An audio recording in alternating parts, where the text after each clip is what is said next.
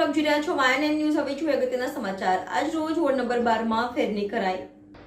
આજ રોજ મુજ મહુડા હનુમાનજીના મંદિરથી લોકસભાના ઉમેદવાર હેમાંગ જોશીએ દર્શન કરી ફેરણીની શરૂઆત કરી હતી.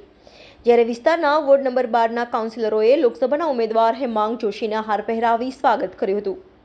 જેમાં ઉપસ્થિત ડેપ્યુટી મેયર ચિરાગ બારોટ, મહામંત્રી સત્યનભાઈ, કાઉન્સિલર મનીષ પગાર, કાઉન્સિલર સ્મિત પટેલ, કાઉન્સિલર રીટાબેન સિંહ, કાઉન્સિલર ટિંકલબેન ત્રિવેદી, વોર્ડ પ્રમુખ મહેન્દ્રભાઈ, નગર પ્રાથમિક શિક્ષણ સમિતિના નિશ્ચિત દેસાઈ તમામ કાર્યકર્તાઓ ઉપસ્થિત રહ્યા હતા. આ ફેરણી હનુમાનજી મંદિરથી શરૂ કરી શિવાજી સર્કલથી જમણે, વિશ્વામિત્રી બ્રિજના નીચેથી વિશ્વામિત્રી ટાઉનશીપ, સન સિટી સૂર્યદર્શન ટાઉનશીપથી સીધા બિલાબોંગ વડસર તરફના રસ્તે, બિલાબોંગ 4 રસ્તાથી જમણે, ખીચકોલી સર્કલથી ડાબે, વડી અટલાદરા બસ સ્ટેન્ડથી સીધા, V3 ખાટી આંબલીથી ડાબે, વડી ગુનાતી ધામ, પાણી ટાંકીથી મારુતિનંદન, માધવનગર વડા, યોગીત્રણ રસ્તાથી જમણે, વડી નારાયણ કાઠવાડી હોટલે પુનઃ થઈ હતી.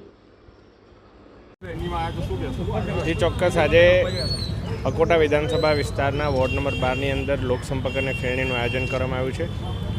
આપણા અકોટા વિધાનસભાના ધારાસભ્ય ચૈતન્યભાઈ દેસાઈ, વડોદરા મહાનગરના ડેપ્યુટી મેયર અને ચિરાગભાઈ બારોટ, વોર્ડ નંબર 12ના સર્વે કાઉન્સિલરશ્રીઓ, વોર્ડ નંબર 12ની સંગઠનની ટીમ, વોર્ડ નંબર 12ના શિક્ષણ સમિતિના મારા સાથી સભ્ય અને તમામ મોટા કાર્યકર્તાઓ, તમામ મોરચાના કાર્યકર્તાઓ સાથે મળી આજે લોકો વચ્ચે જઈ અને મોદીજીના વિકસિત ભારતના સંકલ્પને પહોંચાડીશું.